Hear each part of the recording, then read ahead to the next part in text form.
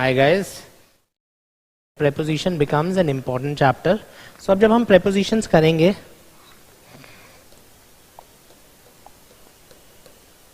तो prepositions में problem क्या आती है बच्चों को?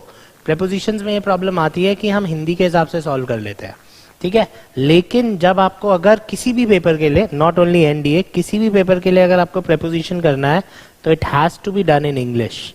It has to be done in English मतलब यहाँ पे आपका ट्रांसलेशन भी काम नहीं करेगा, राइट जहां आपने ट्रांसलेशन किया वहीं क्वेश्चन गलत हो जाएगा, राइट। सो प्रेपोजिशंस जब भी होंगे, प्रेपोजिशंस हमेशा इंग्लिश में होंगे, आपको मीनिंग ध्यान रखना है। इसका एक बहुत बेसिक सा एग्जांपल है, क्यों ऐसा है। अब अगर मैं अपने बच्चों से पूछता हूँ बच्चों इनका मतलब बताओ, तो सबको पता होता है, सब बोलते हैं इनका मतलब है में या अंदर, ठीक है। ऑन का मतलब बताओ, ऑन का मतलब है पर या ऊपर, किसी चीज के ऊपर, किसी चीज पर। और एट का मतलब बताओ, तो कुछ लोग पर बोलते हैं, कुछ लोग ऊपर बोलते हैं, कुछ लोग एग्जैक्ट बोलते हैं।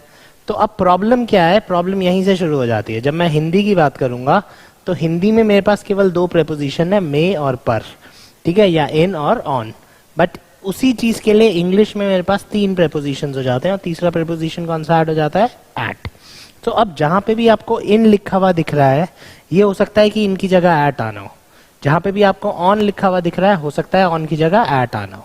What I am trying to say is कि अगर इनका मतलब में या अंदर होता है तो एट का मतलब भी में या अंदर हो सकता है अगर आप ट्रांसलेट कर रहे हो।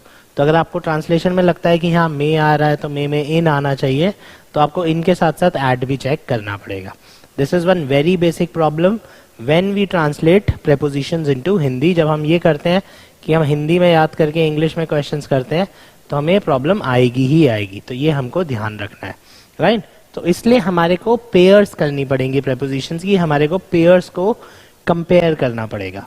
तो जब हम पेयर्स को कंपेयर करते हैं in on at, so difference क्या है, बहुत बेसिक से शुरू करूंगा। अब इंग्लिश में प्रेपोजिशंस में बहुत ज्यादा वेरिएशन नहीं होगा, तो जिसका जो मीनिंग है वही रहेगा। सो इन हम यूज करेंगे जब मैं किसी भी चीज के एक 2D या 3D स्पेस के अंदर होने की बात करूंगा। तो अगर आप किसी चीज के अंदर होने की बात कर रहे हैं तो आप क्या यूज करेंगे, इन। अगर मैं किसी भी फ्लैट सरफेस के जो कि हॉरिजॉन्टल या वर्टिकल हो उसके ऊपर होने की बात करूंगा, प्लस टच करते हुए होने की बात करूंगा, तो मैं लिखूंगा ऑन। सो टच होना चाहिए। अगर मेरा बोर्ड इस वक्त हाथ को नहीं छू रहा, हाथ बोर्ड को नहीं छू रहा, तो ये ऑन द बोर्ड नहीं है। जब मेरा बोर्ड हाथ को छुएगा तो वो ऑन द बोर्ड होगा। तो इट हैज टू टच, ठीक है। तो जब तक टच नहीं करेगा तब तक ऑन नहीं होगा। और एट जो है वो इन दोनों के लिए यूज हो सकता है। जब भी आप इन और ऑन वाली जगह को स्पेसिफिक बना दें तो हम इसकी जगह एट यूज करेंगे, ठीक है। तो पहला पॉइंट, बेसिक सा पॉइंट क्या है कि जहां पे भी आपको इन और एट लिखा हुआ आ गया, ऑन और एट लिखा हुआ आ गया, तो और हिंदी में आपके हिसाब से ऑन ही होना चाहिए, तो ऑन की जगह एट आंसर हो सकता है। हिंदी में आपके हिसाब से इन होना चाहिए, तो इनके जगह एट आंसर हो सकता है। सो अब इसका first and very basic example is, जब तक आप किसी चीज के अंदर नहीं है तब तक इन यूज नहीं करेंगे, ठीक है। जब आप उसको टच कर रहे हैं तो आप ऑन यूज करेंगे, और स्पेसिफिक बनाएंगे तो एट यूज करेंगे। तो पहला क्वेश्चन इसका क्या आता है, पहला क्वेश्चन इसका होता है common noun and proper noun. So अगर मैं लिखता हूं डैश पार्क और डैश ग्राउंड, अब बिल्कुल हमें लॉजिक पे जाना है, ठीक है। हिंदी के हिसाब से नहीं करना, वो मैदान में खेल रहा है ऐसा कुछ नहीं सोचना, ठीक है। तो पार्क, पार्क जो होता है एक बड़ा सा इलाका होता है, कवर्ड एरिया होता है, उसमें ग्राउंड होता है, झूले होते हैं, बेंच होते हैं, काफी कुछ होता है। तो park is a closed space. केवल फ्लैट सरफेस को पार्क नहीं बोला जाता। तो एक बड़ी जगह होती है जिसके अंदर आप हो सकते हो, इसलिए बोलते हैं इन द पार्क, ठीक है। तो पार्क के साथ क्या लगेगा, इन, ठीक है। तो in the park, in a park, what ever. जैसे ही मैं ग्राउंड पे आता हूँ, ग्राउंड केवल मैदान है, तो मैदान के आप ऊपर होंगे और टच कर रहे होंगे, ठीक है। तो अगर मैं बोलता हूँ स्टेडियम में मैच चल रहा है, स्टेडियम में, इन द स्टेडियम। अगर मैं बोलता हूँ मैदान में मैच चल रहा है, तो मैदान में बोलो, मैदान पे बोलो, जो बोलो आप, हिंदी में आपकी मर्जी है। इंग्लिश में जब मैं एग्जाम्स की बात करूंगा तो ऑन द ग्राउंड आएगा, इन द ग्राउंड नहीं आएगा, बिकॉज एक फ्लैट सर्फेस है और उस फ्लैट सर्फेस के ऊपर मैं होने की बात कर रहा हूं, ठीक है। अब क्या होगा, जैसे ही मैं किसी भी जगह का प्रॉपर नाउन, नाम ले लेता हूं, ठीक है, तो हमारा इन और ऑन किस में बदल जाता है, एट में। अब मैं पार्क की जगह बोल दूं गांधी पार्क, तो गांधी पार्क पार्क का नाम हो गया। क्योंकि मैंने पार्क का नाम ले लिया इसलिए अब इन गांधी पार्क गलत हो जाएगा, यहाँ पे क्या आएगा, एट गांधी पार्क। ठीक है, मैं फिर रिपीट कर रहा हूं, इन ऑन एट। जब भी आपको लगेगा कि इन सही है, ऑन सही है, तो आपको एट चेक करना है। तो अगर नाम आ गया तो एट, नाम नहीं आया तो इन या ऑन। इसी तरह से ग्राउंड की जगह मैं बोल देता हूं परेड ग्राउंड। अब मैंने परेड लिख दिया, नाम लिख दिया, तो एट परेड ग्राउंड। सो इन और ऑन आपने देखा कैसे एट में बदल गया, हिंदी में नहीं बदला, इंग्लिश में बदला। और हिंदी में क्यों नहीं बदला, क्योंकि हिंदी में 2 प्रेपोजिशंस है। इंग्लिश में क्यों बदला, बिकॉज इंग्लिश में 3 प्रेपोजिशंस है उन्हीं 2 चीजों के लिए।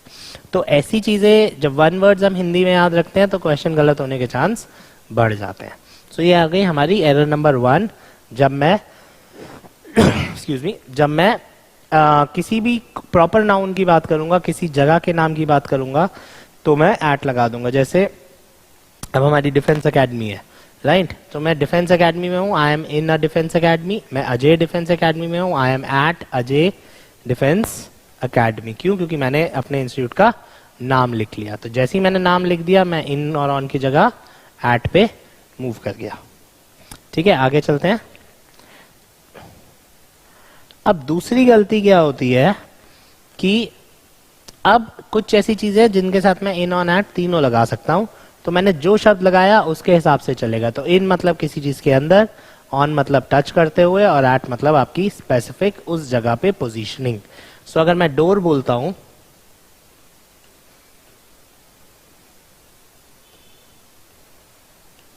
ठीक है, so in the door, on the door, at the door.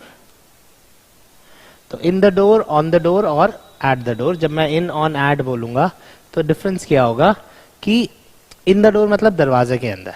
ठीक है, तो अब हिंदी में क्या होता है, दरवाजे के अंदर चले जा, मैंने बोला, तो मैं दरवाजे के अंदर नहीं चले जा, टेक्निकली कमरे के अंदर चले जा। तो इन द डोर का मतलब हुआ दरवाजे के अंदर।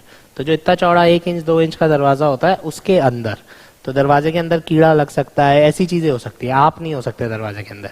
तो अगर मैंने लिख दिया he is in the door, question गलत, क्योंकि आप एज अ पर्सन दरवाजे के अंदर नहीं हो सकते। दरवाजे के अंदर छेद हो सकता है, चाबी लगाने की जगह हो सकती है, ठीक है, दीमक लग सकता है, बट ये चीजें होंगी दरवाजे के अंदर। तो जो 1-1.5 इंच का चौड़ा फट्टा है उसके अंदर कुछ होगा तो हम बोलेंगे इन द डोर।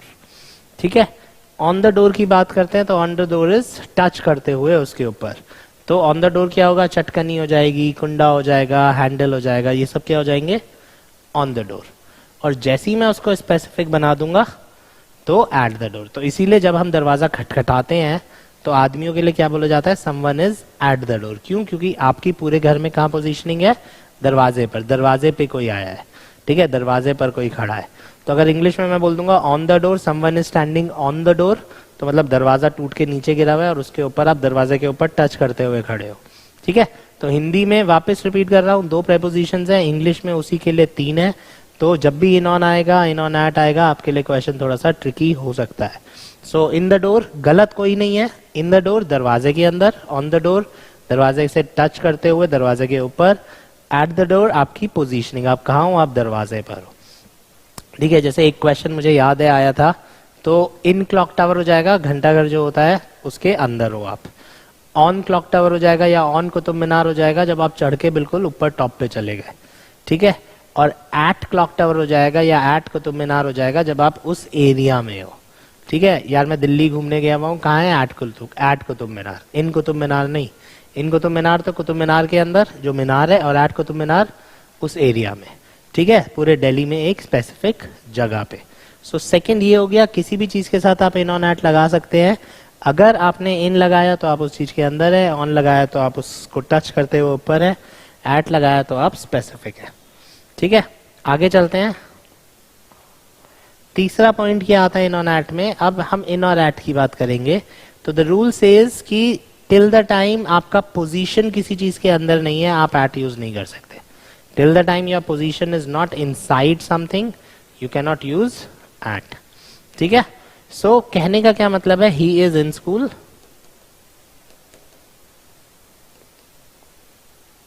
और ही इज एट स्कूल। तो जब मैं ही इज इन स्कूल बोलता हूं तो इन मतलब किसी चीज के अंदर, तो पोजीशनिंग है, तो इन स्कूल मतलब उसकी हम लोकेशन बता रहे हैं।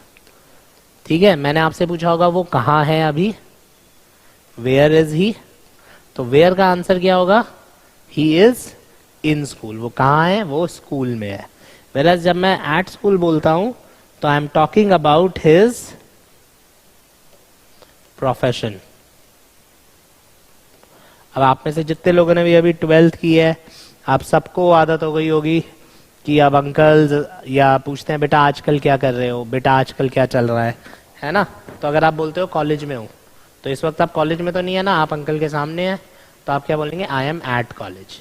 ठीक है, इस वक्त मैं क्लास में हूँ, आई एम सॉरी क्लास नहीं, इस वक्त मैं स्कूल में हूँ, आई एम एट स्कूल। तो एट स्कूल मतलब स्कूल में पढ़ते हो, अभी कहाँ हो उससे हमें फर्क नहीं पड़ता। और अगर मैं आपसे पूछना चाह रहा हूँ कि अभी आपकी पोजीशनिंग कहाँ है, कहाँ पर बैठे हुए हो, कहाँ पे छुपे हुए हो, तो आप बोलोगे इन द स्कूल।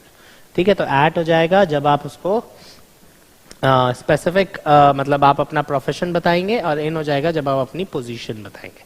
तो ये हमको याद रखना है। ठीक है, तो ये हो गया तीसरा चीज। इसमें जो चौथा पॉइंट आता है, इसीलिए जब हम चौथे पॉइंट की बात करेंगे तो जो भी ग्रुप एक्टिविटीज होंगी तो आप उसमें एट लगाते हो। अब मैं बोलता हूं डैश लेक्चर, अभी मैं लेक्चर दे रहा हूं, आप लेक्चर के अंदर तो नहीं हो ना, तो इसलिए आप कहाँ हो, आप हो एट अ लेक्चर या एट द लेक्चर। ठीक है, तो जो भी ग्रुप एक्टिविटीज होंगी, लेक्चर हो गया, मैच हो गया, ठीक है, मैरिज हो गया, जिसको हम वेडिंग भी बोल सकते हैं, कॉन्सर्ट हो गया, तो इन सब के साथ क्या लगेगा, एट लगेगा, क्योंकि ये ग्रुप एक्टिविटीज है। होता है इसलिए है क्योंकि अगर मैं लेक्चर से ही स्टार्ट करूं, अब बच्चे बैठे हुए हैं यहाँ पे, ठीक है, तो वो लेक्चर के अंदर थोड़ा है, वो तो क्लास के अंदर है ना, लेक्चर के अंदर तो नहीं है ना, लेक्चर तो वो अटेंड कर रहे हैं। शादी के अंदर तो नहीं है ना, वो शादी वो अटेंड कर रहे होते हैं। क्योंकि आप उस चीज के अंदर नहीं हो, इसलिए उसमें इन नहीं लगेगा। सो अगर मैं बोलता हूँ students are at the lecture, क्यों, क्योंकि एट द लेक्चर मतलब आप अटेंड कर रहे हो। अगर मैं बोलता हूँ इन द लेक्चर, तो इन द लेक्चर क्या होता है, लेक्चर के अंदर क्या है, लेक्चर के अंदर आज क्या है, preposition. So we would study prepositions in the lecture. ठीक है, तो इन हो गया जो मैं पढ़ा रहा हूँ इन द लेक्चर, और जो आप लोग बैठे हुए हो आप क्या हो गए, एट अ लेक्चर। ठीक है, सेम गोज विद मैच, तो विराट कोहली कहाँ होगा, इन द मैच, क्योंकि वो वाकई मैच खेल रहा है। और जो लोग ऑडियंस बन के ताली बजा रहे हैं, ग्रुप एक्टिविटी कर रहे हैं, हम लोग कहाँ होंगे, एट अ मैच। ठीक है, so Virat Kohli is playing in the match and there are so many people at watching the match, or there are so many people at the match. ठीक है, सेम गोज विद वेडिंग, जो मंत्र वंत्र होते हैं, हमारी जितनी भी रिचुअल्स होते हैं, वो सब कहाँ होंगे, इन द वेडिंग।